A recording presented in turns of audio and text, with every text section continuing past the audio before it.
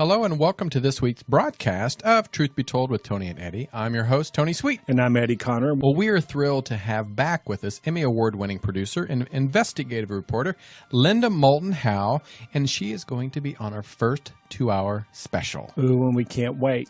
Now, as you might remember, during our last visit with Linda, she truly had our audience on the edge of their seats when she spoke about cattle mutilations. And now she brings us more of her in-depth research on topics that most people don't speak about during their daily lives, but we certainly do here on Truth Be Told.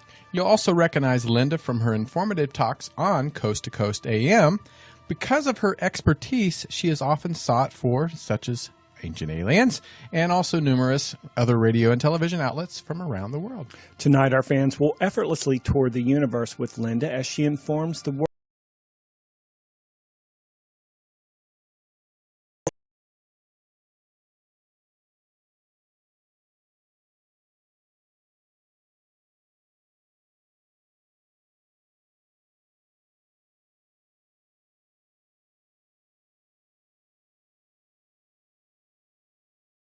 Please put your Truth Be Told hands together and welcome back author, producer, and investigator Linda Moulton Howe.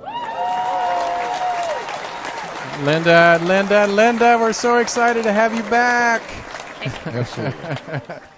It's great to be back with you guys. Oh, of course. And it's always an honor because every time that you do a show with us and afterwards we walk away with knowledge and all of us are enthused to be more involved in the paranormal world. I mean, because UFOs and it is paranormal. So we're excited to have you here, and we got to catch up. We have so much to catch up on. I think it's been at least 6 months or more. So you've had a lot going on in your life. So can you catch us up a little bit?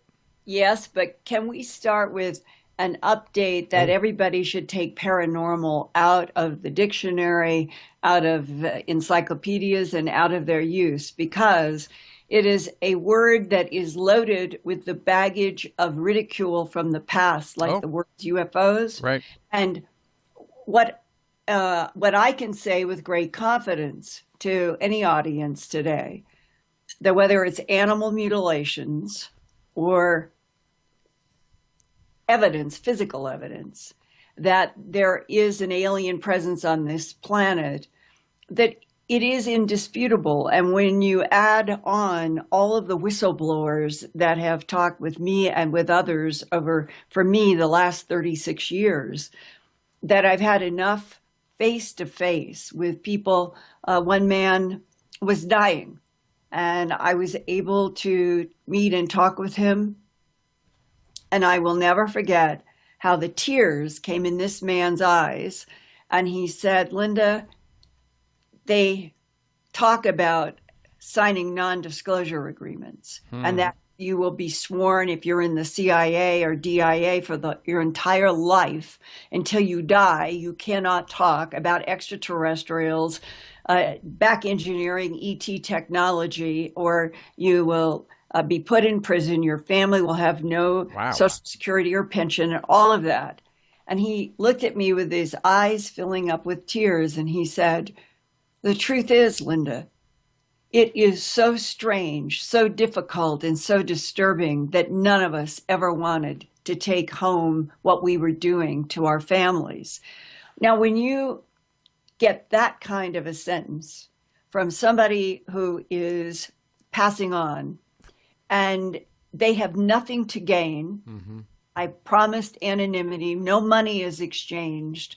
But they want me to know because, and that's what the whistleblowers that I have encountered in my career, they're frustrated, and a lot are now angry because they feel that it has gone on way too long since World War II for our government and other governments to have taken a position that it would be only a tiny elite with a need to know in a few governments who would have access to the truth that there is an alien presence on this planet, has been here for millions of years, precedes Homo sapiens sapien, whatever its source. And when I say whatever its source, the implication to me has been that we are on a planet and in a solar system, in a galaxy that other intelligences have been using and harvesting and mining, literally, as one man said, we have proof, for at least 270 million years. Wow. That was back before the time of the dinosaurs. Right.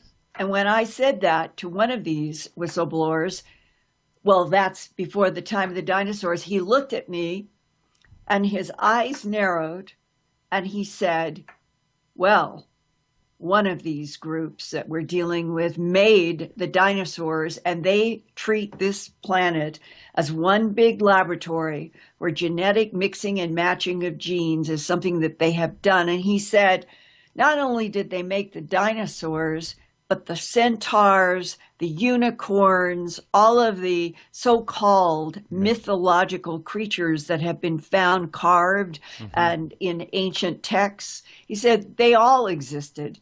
And dragons in the air, he said they all existed.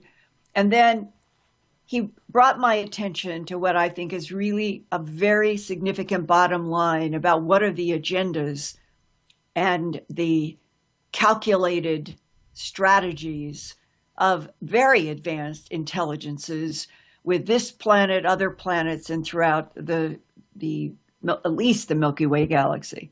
And he said, 66 million years ago, the hypothesis is that a 6-mile diameter, either a piece of an asteroid or in the meteorite category that would be huge, 6 miles, was headed toward Earth. And he said that is an extinction event.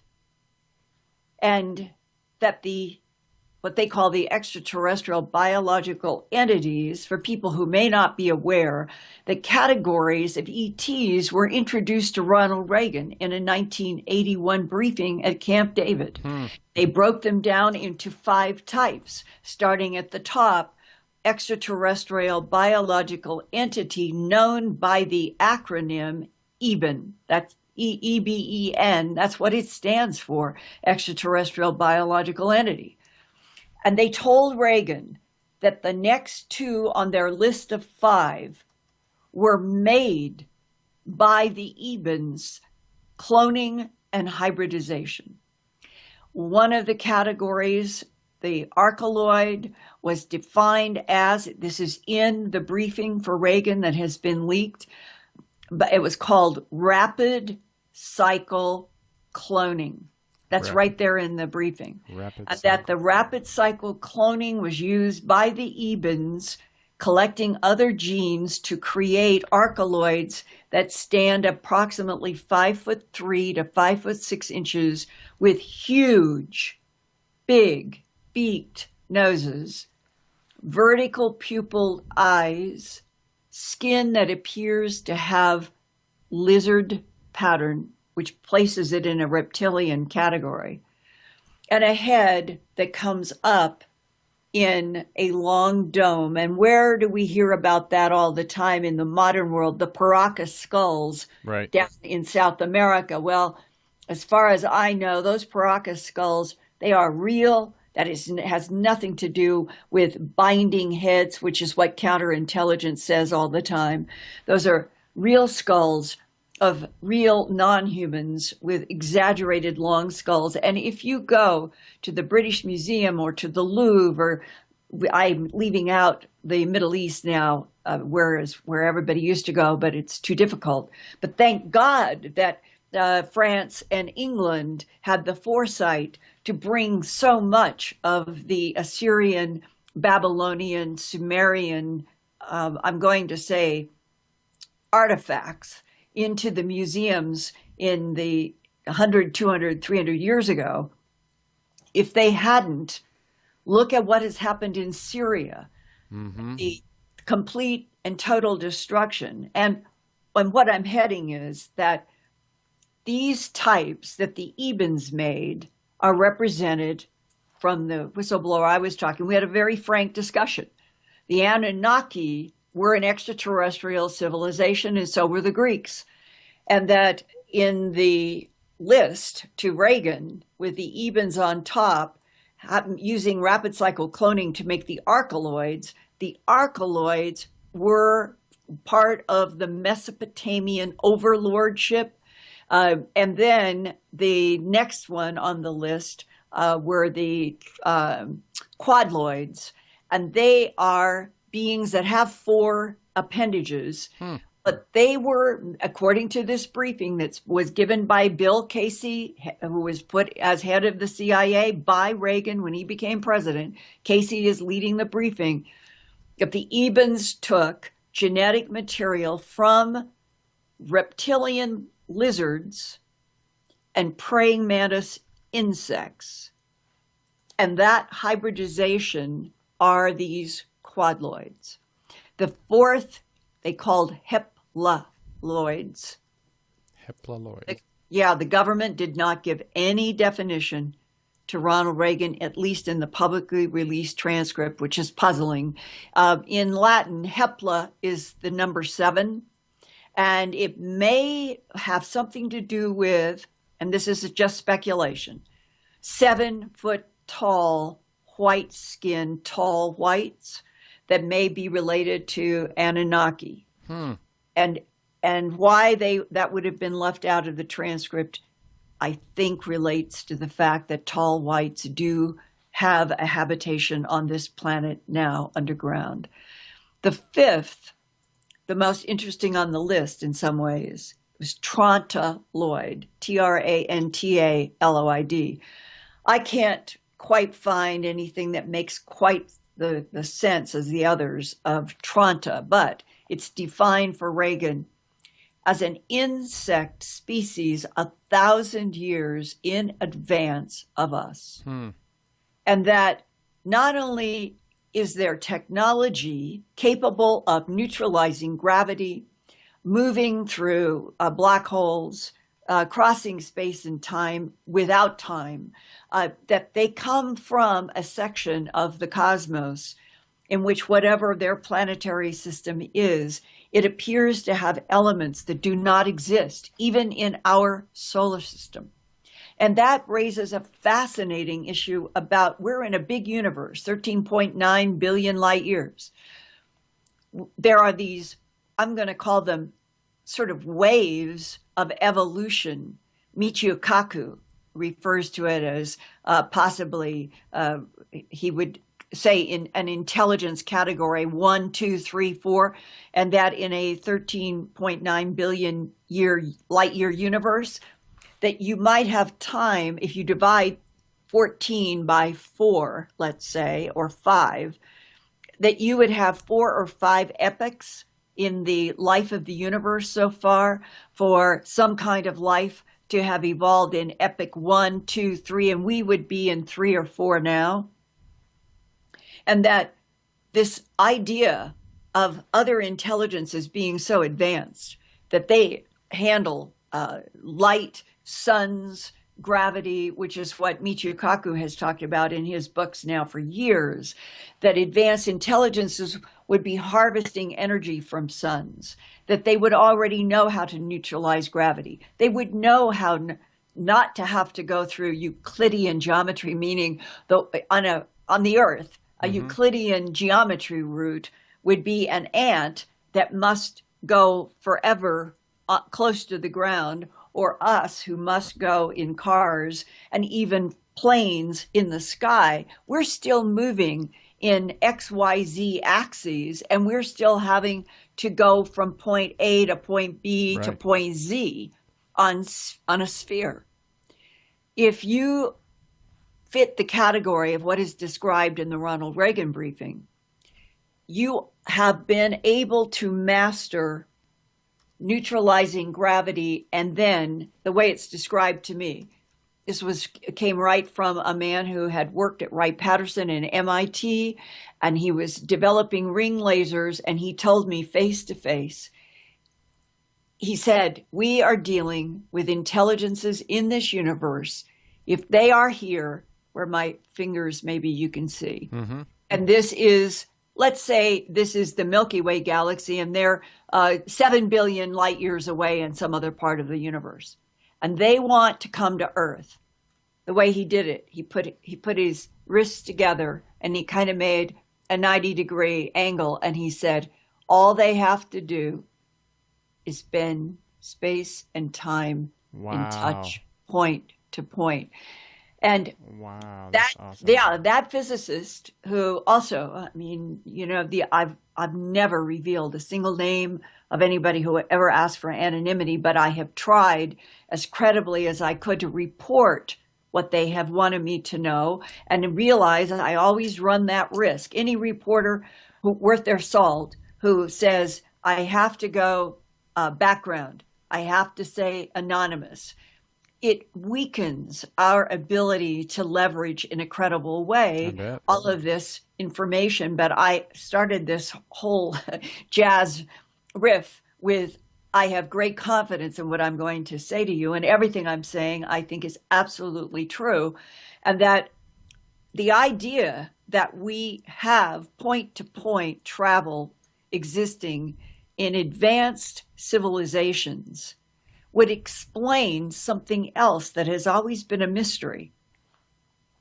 Our planet is a sphere, and we go around a sun, and we have a moon Mm-hmm. that goes around our Earth, very specifically placed so that we get total solar eclipses and lunar eclipses, which a lot of people have suggested is not by accident, is not natural, that the Ebens, and this is coming back to that man that I was talking who had a very in-depth discussion as a whistleblower from the DIA after he retired, that the moon is a machine. It was placed there purposefully by the Ebens, is the way I've been told, and that their perspective on our planet Earth is that it is a laboratory. And when you then look back through the ages and at the angst and the anguish of the human condition, and how many brilliant minds in humanity have said, who are we? Why are we here? Why is there such a bell-shaped curve of humanity? Very few ever in any 70-year period are there human beings that have no concern about money, survival, health. The vast majority of people on planet Earth are always moving in waves of all kinds of anxiety and disease and things that are considered negative. Mm-hmm. Only a tiny percentage, all throughout recorded history, only the tiniest percentage has ever been free of want. So if this is a laboratory, and I think that's probably a very good word, then the evolution of all of these different primate species, going all the way back to Lucy in Africa, the primate identified in the it's the Olduvai Gorgia, and she was found I think on dating, I think the last number that I saw is that she was aged at 1.8 to 1.9 billion years ago. And she is considered the fossil that paleontologists would say this is where a primate that would live in the trees, swing on branches, went to the ground and stood up. That's sort of the definition of the Homo erectus. That's what it means. So how many, let's say, designs, the retired DIA guy said to me, you can think of human evolution on our planet as you walk into a Sears store and you go to their vacuum cleaner department, and every year there are different models. And it's a question looking back, he said to me, that there have been a variety. He said, let's say there have been 15 different Hoover vacuum cleaner models that have worked, and we're the 15th. That's the analogy he gave me after working for 23 years in the Defense Intelligence Agency, and his definition of his work assignment was to monitor and analyze the geopolitical, territorial, conflict of three different extraterrestrial civilizations on this planet. And that discussion that I had was in 1999. We're talking in 2016. And between 1999 December and December 2016, that 7-hour discussion with that man has been reinforced more over and over and over again. And now, as we are in 2016, soon to be in 2017, I think about it so often because we are in revolutionary times on this planet right now. It's happening politically, it's happening in religions, it's happening economically, it's happening in all kinds of things related to race, sex, sexual preferences. All of it is like a churn, like everything has been sort of cracked open.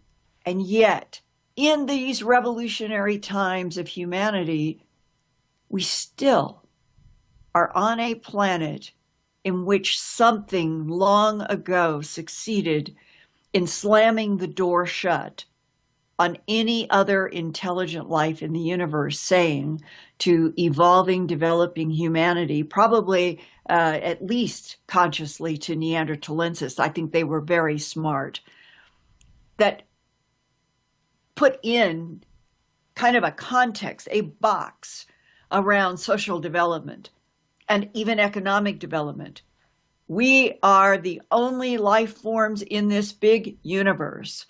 And you must go to buildings to pray to a God to protect you, and you must pay tithes to that church in order to continue to be the only life form in the universe on Earth. And there has been kind of a sales pitch through the centuries along those lines. And when I wrote An Alien Harvest, my first book that came out in June of 1989, I remember the night that I sat at a desk trying to finish the epilogue and realized that deep within me was almost the feeling like I already know this and I'm living this. And I remember writing the words that may all of the human family finally be told all of the truth, let the chips fall where they may, so that no Homo sapien will ever again get down on their knees in front of extraterrestrials who come and go on planet Earth and pretend or let humans treat them as gods. Hey, Linda, can I ask you something? Because what stood out to me that you said that they created dinosaurs kind of as a laboratory experiment. Well, they got rid of the dinosaurs. Is there going to be a point where either we have evolved too much to where they're threatened, or like we're no longer want this species? Let's create a new one. Is that possible? It's such a good question, and I'll tie it back to where I got off on a branch to the DIA guy who was raising this question. He said 66 million years ago, we know the Ebens had been working this planet genetically and mining and everything, and others, not just the Ebens, but that 270 million mark. And he said, and we know, based on what they can do in front of us now, neutralizing gravity, he said, they could have evaporated that 6-mile asteroid. I'm just going to call it an asteroid coming in. Or they could, and get this, they could have moved it into another dimensional frequency or timeline so that it would never have interacted with Earth. He said, what I'm saying to you is 66 million years ago, there were intelligences here who could have stopped the Chicxulub crater impact. If the Ebens were in control, and they're the grays with the heads that are shaped like pears, completely different than the grays that are more of the Whitley-Strieber kind that come down to the very long pointed chin. The long pointed chin are not necessarily our allies. The ebens with the pear-shaped heads are the ones the government refer to in their documents and briefings as at least allied enough to have helped us. So, given that distinction that we're talking about the pear-shaped grays being the ones that could have moved the asteroid into another timeline, another dimension, or literally have evaporated it, that they would have that kind of molecular or atomic control. So he said, we have always been bothered by what seems to be a contradiction in their ability and what happened. And he said, so we have left open the hypothesis that the Ebens had been mixing and matching genes on this planet from 270 million years ago through the dinosaurs as one of their laboratory projects, all of the dinosaurs a laboratory project. And in 66 million years ago, it was the Ebens or one of their colleagues or all of them together who decided that they would either provoke this because it's easier to change an entire planetary body by what's called an existential event. Existential is where 95% of the current Earth life is taken out, or maybe 70, but what we're talking about, the Chicxulub crater, it was 70% of marine life, I believe, up to 95% of surface life. So it was a major existential threat.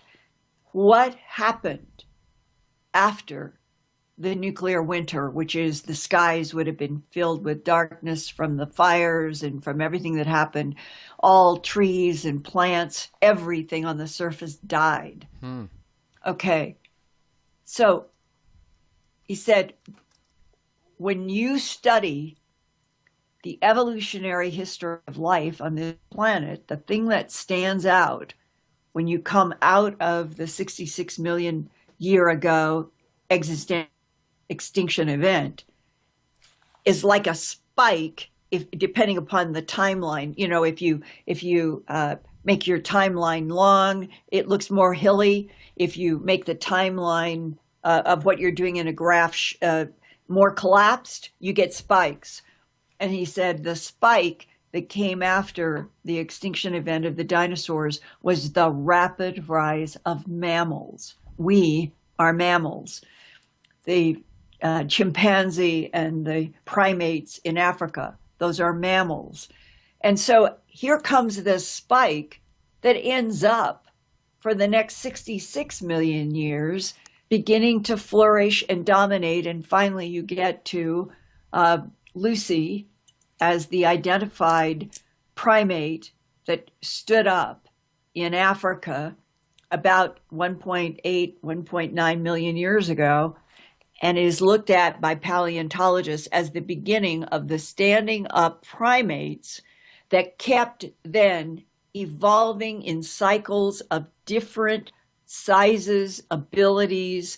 When you get to Denisovan, that is a major crossroads in the evolution of standing up primates. When you get to Neanderthalensis, the brain capacity of Neanderthal was bigger than all Homo sapiens sapiens today, bigger brain capacity.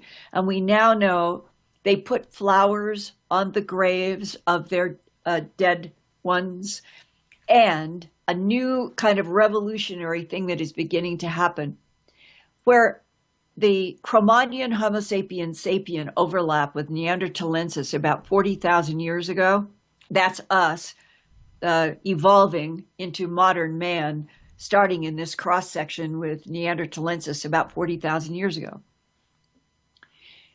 The cave drawings at, say, Lascaux, and those beautiful, beautiful caves that go along between the French and Spain and that area of Europe, the south to the north. And there are the caves where they have found horses that are so beautifully sketched on the walls. They could be in the MoMA Modern Art Gallery in New York. And there is now a rethinking that some of the geography of the beautiful cave art that has always been ascribed to Homo sapiens sapien may very well have been a transition, that Neanderthalensis was responsible for some of those beautiful drawings. If that's true, larger brain capacity, honored the dead with flowers, could create, reflect their environment with art. Why was Neanderthalensis replaced evolutionarily on Earth by Cro-Magnon Homo sapiens sapien, that is a violent species educated in tribal warfare? Why did that happen? I have no idea. I'd love to know. Yeah. And so how big is the canvas? Right. How big is the experiment? And I'm working on an area that I don't know if you guys have had anybody talk about it, but I am fascinated with, for a background having to do with abductees, contactees, scientists, and so forth. And that is the question that was posed at that big New York sort of bring in a huge audience and put some scientists, physicists, and philosophers on the stage. This happened in April of this year of 2016. And Neil deGrasse Tyson was the moderator. The big, huge American History Auditorium for this event, the tickets sold out like that. And when they got everybody on that stage, and it was televised, and I think they sell the videos, you were hearing some of the best minds on the earth trying to deal with this question. Are we in a simulated universe?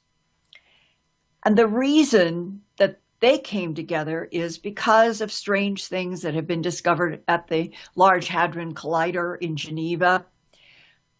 People who have been tracking various aspects of the background, microwave, all sorts of things. What happens at the quark level in atoms? Believe it or not, there have been some suggestions. Oh, sorry, I forgot to take that off. That's okay. They'll understand. That there is, I think your audience would have heard this word, iteration, ITER, the repeating, let's say in software, in computer software, where there will be iterations in order to accomplish an execution of a command, all being done in zeros and ones. When you find repeating iterations, that is the world of computer software. And there are some scientists saying that repeated iterations at the quark and the atomic level are puzzling to them, suggesting that we are in something like a computer simulation. Well, that alone by itself, the fact that scientists have even thought about this. Now, let's parallel the fact that this is a discussion that sold out in New York with major players today in this year of 2016. Now let's parallel it going back to the early 1990s, the book, The Holographic Universe by Michael Talbot. I was at a conference with Bud Hopkins, who at the time in the early 1990s was considered probably the major abductee investigator on the planet. And he and I left this conference in the Midwest, and we're seated next to each other on this airplane. He's going to New York, and I was going, I think, to Denver. And we got to talking about a subject that had been raised, not presented in depth, just raised at the conference where we've been, about the new book by Michael Talbot, The Holographic Universe. And Bud leaned over to me, his voice dropped. He whispered, "He is one of my abduction cases." Oh, I said, wow. That's huge. and I don't exactly, and I don't feel that there's anything wrong anymore in saying this because Michael passed not long after his book came out in the 90s. Bud Hopkins passed, I think, 3 years ago or so. So I think they would want this to be known now. And I understand why, when Michael was alive, he didn't want anybody. Uh, People in the 80s to the 90s would have denigrated his important book if it had said by a Abductee. man who is in the human abduction syndrome working with Bud Hopkins, and he's meeting with ETs, and that he's getting telepathic downloads. And this is what Bud said to me. He said, I want you to keep this a secret. You're like, Michael doesn't want anybody to know. And Michael Talbot was alive then. And he said, the entire manuscript for the book, he told me, was from telepathic downloads from the extraterrestrials who had been taking him since he was a child. Wow. that is just crazy. Yes. See, now that he's gone, this feels like a great revelation. It gives me more credibility to me. You know what I mean? Exactly. And if all of your listeners and you, if everybody will read The Holographic Universe, it will give you a little lift up to be able to start listening to these scientists who are seriously discussing, are we in a simulated universe? Now, so those are 2 tracks. I'm going to add a 3rd track. Elon Musk's on that too, right? Say that again. I think Elon Musk is a big proponent of the simulated. Yep. The great quote earlier this year from Elon Musk, I love that guy. He is a true pioneer. He said, I don't know exactly where his math comes, but I'm giving you the quote because I've never forgotten it.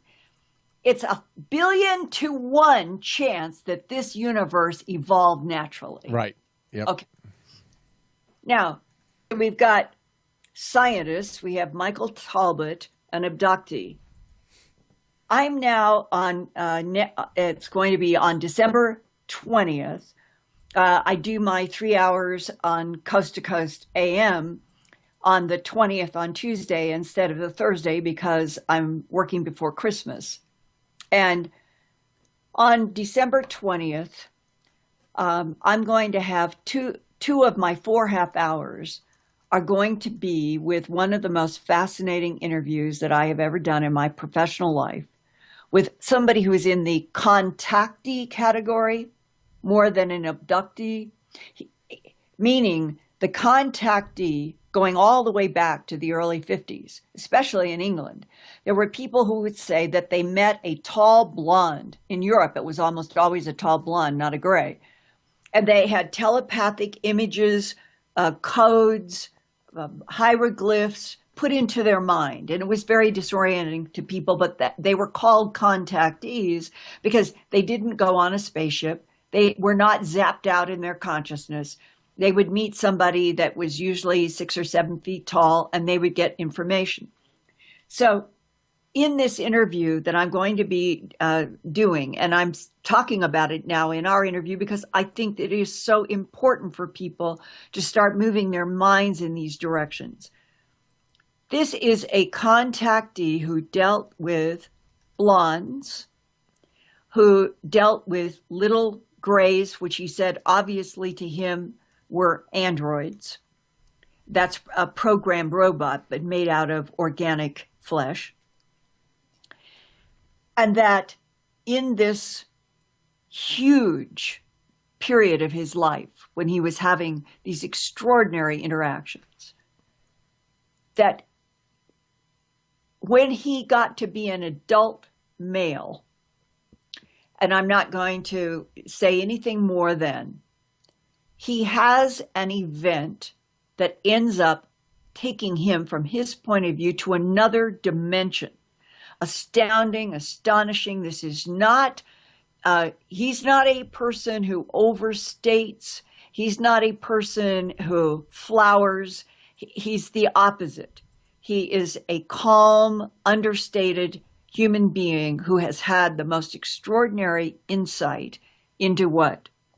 Being shown he thinks it's another dimension because time was completely different. Not by beings, a telepathic voice that was so clear to his human mind where he was, as he said, I was freaked out. I had no idea what happened. I had no idea where I was. As far as I'm concerned, I was a human from Earth. I said, I'm a human from Earth. And the telepathic male voice said, oh, Earth. We know about Earth. You are now in another dimension. And they showed him that they had in a lab a universe that they had to stop its evolution because it escaped their ability to control in the dimension they were in when they were trying to simply put the chemistry and physics and inorganic quantities of things together so that they could learn something about the beginning of their dimensional universe. Sounds like us.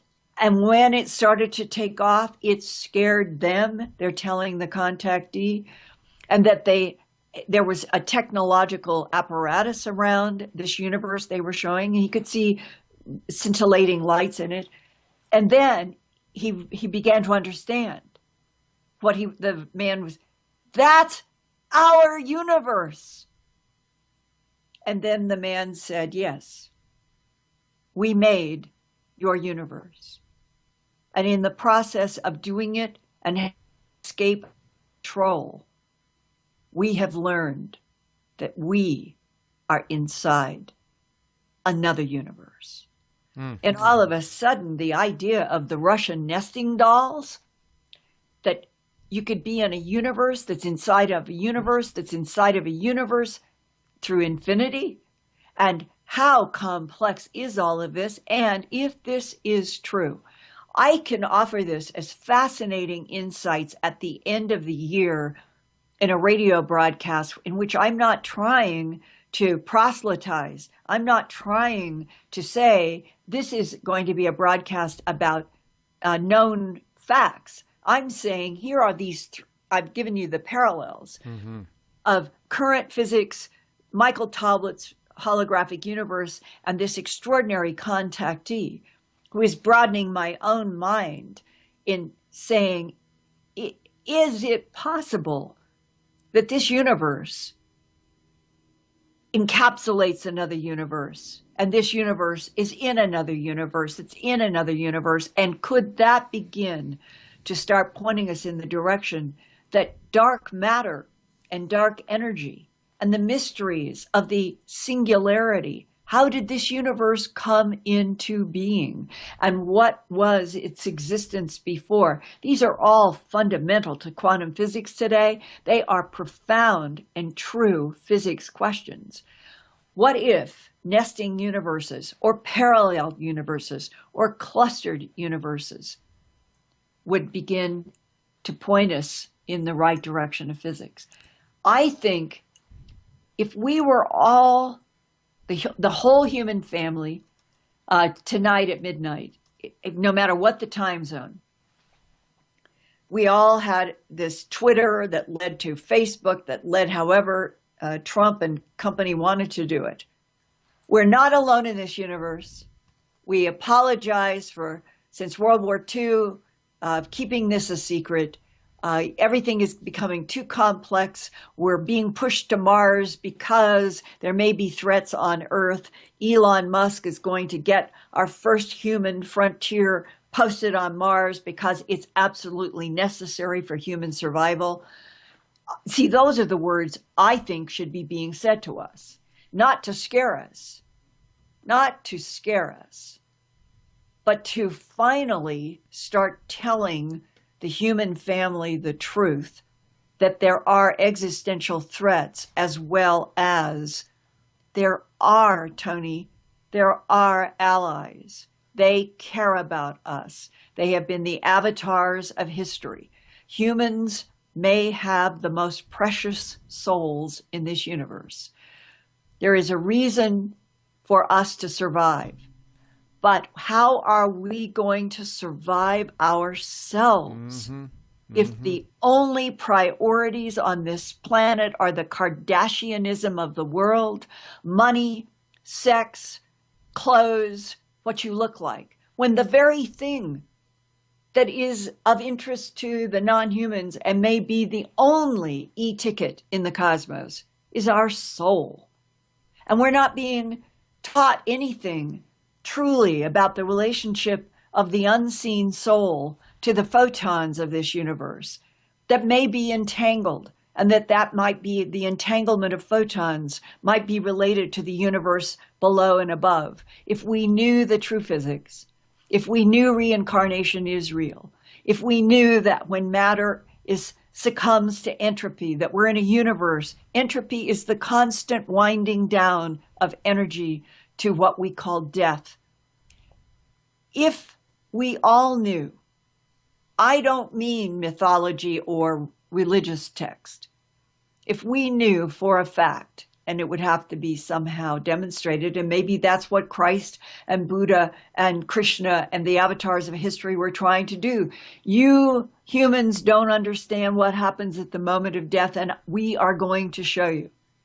If it is something like that, and that where you go, which dimension you go at the moment of death, is linked 100% to the choices that you made to love or hate, to cherish life or kill. Maybe that is what the whole planet is missing.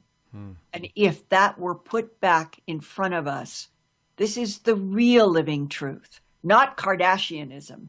This is the truth.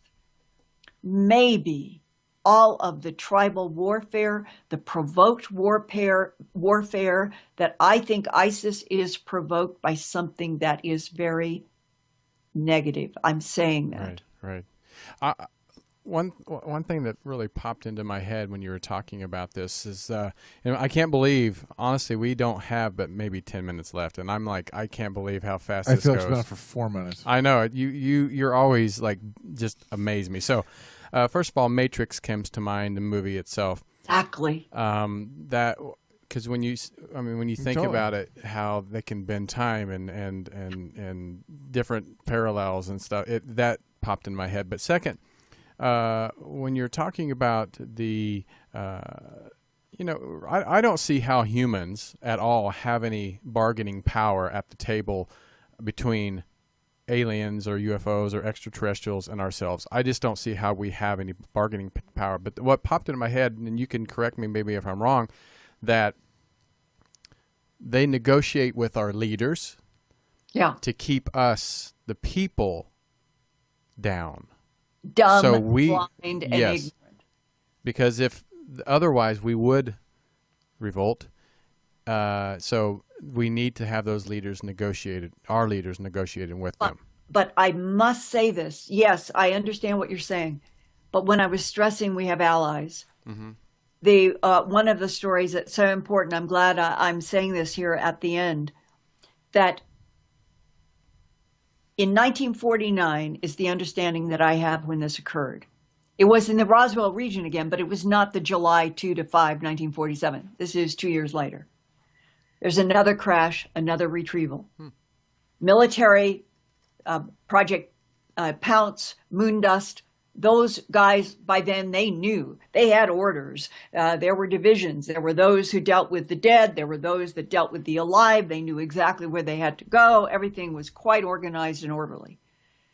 They're at one of these crash sites. I heard this story. I'm telling you, this is the person who talked to me talked directly with the man I'm going to tell you about. So to me, it's firsthand information. There was a captain, Air Force captain, amid the military group that are very efficiently handling this crash site because they've had so much experience. And the way it was explained to me, the Air Force captain is walking on a very specific aspect of the crash scene because everybody else was doing their work. And they had taken out and various parcels to go through, with each one having assignments. And the Air Force captain had an agonizing cry come into his head. And the cry was as if it were a female, not screaming, but crying in pain. It stopped him in his tracks. He was so stunned that as he looked, he's looking at debris, he's looking at rocks, he's looking at dust. This was so compelling, because when something's inside of your head, how would you have any relationship to where it is? Mm-hmm. And then the sound came a second time. And with it, as if whatever was making the sound took a hold of his very soul and his mind and body and made him look. That's the way it was described. Made him look. And now he's staring into eyes. And he realizes, oh my God, and the eyes, the being was under debris. So the being knew they were not seeing it. Well, from that moment, a whole bunch of things were set in motion. By then, in 1949, our government was quite aware that there were humans, not many, they called them translators. They could get telepathic communication from the variety of non-humans that we were already dealing with by then, while 95 or 8% of the human population could not do this. They looked for people like this, and so now they've got an Air Force captain who obviously is in that category, and his order that came from the Department of Defense was, you are to travel with this being to Los Alamos, which was then probably the single most secure facility in the United States, outside of maybe underground at the Capitol and a couple of other places. And that he had the assignment to stay with this being 24/7, 365. And it's my understanding that during that period of time, they brought in kinescope, they brought in film. He would sit down with the being.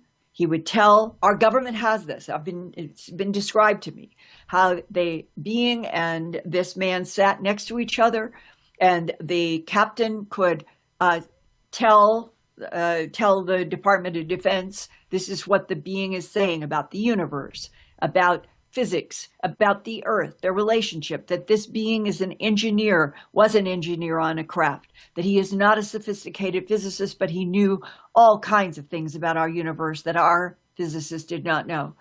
And that this compelling translator with an Eben has been recorded, as I understood, at least every day for 1 year out of this period. And that obviously they would then later on, they would have to transfer the film to some kind of video, because film will deteriorate. It could explode in the old days. And so it's probably now on some I hope to God, they have saved this on some sophisticated format. On June 18th, 1953, the being died of unknown causes, and leading up to its death through the Air Force captain. It had communicated and shown him that if they would send a specific signal, like a Morse code, through a generator aimed, and the being gave all this information, that if the Ebens would come with a craft, even at Los Alamos, and put a beam of energy, we'll call it the Eben from the crash site, could be resurrected, literally resurrected. And that our government did everything they could. I believe this. They did everything they could to try to follow the dying being's instructions, trying to send out signals. That is what was the root of Project Sigma that still exists today, communication with extraterrestrials. And that the death of this being with a legacy of all of this firsthand information to that Air Force captain is one of the most single important bodies of direct information. And here's the part. Hang on to this forever. The captain said on the film that he came to love this Eben as if it were his own child. Wow. Not because it was a child of mind, but because it was only 4 feet high and he was 6 foot something. But that he loved this being, and that he felt that the being truly loved him. Agape love. Agape love is what all of us should be sharing with each other. Sex should be put over on a back burner everywhere on the planet. Agape love is what we should be doing with each other, cherishing life. And that is what that Air Force captain got to experience with that Eben before the Eben died. We all need to know this. We all need to know there are allies and to not be spooked by boogeymen in the shadows. And so if my work and my life helps everybody get to that point, then it will all have been worthwhile. Oh my God, Linda, I even hate to say goodbye, but this. Can you come back tomorrow for 9 hours, please? Right, yeah, right. After in the new year, let's do it again in the new year. Of course. Lord. Well, everybody, coast to coast, December, what was it? 20th. 20th. Yeah, Tuesday, December 20th. And then tell us about is it Gaia? Are you still? You're going to be? Yes, my new TV series through Gaia is going to begin in February 2017. We're editing now. It is called Truth Hunter, reported by Linda Moulton Howe, and they asked me for a title, and it sort of just emerged from my lips. And I hope that people understand Truth Hunter really means something to me, that the pressure of fact is what we all deserve, not counterintelligence. Wow. And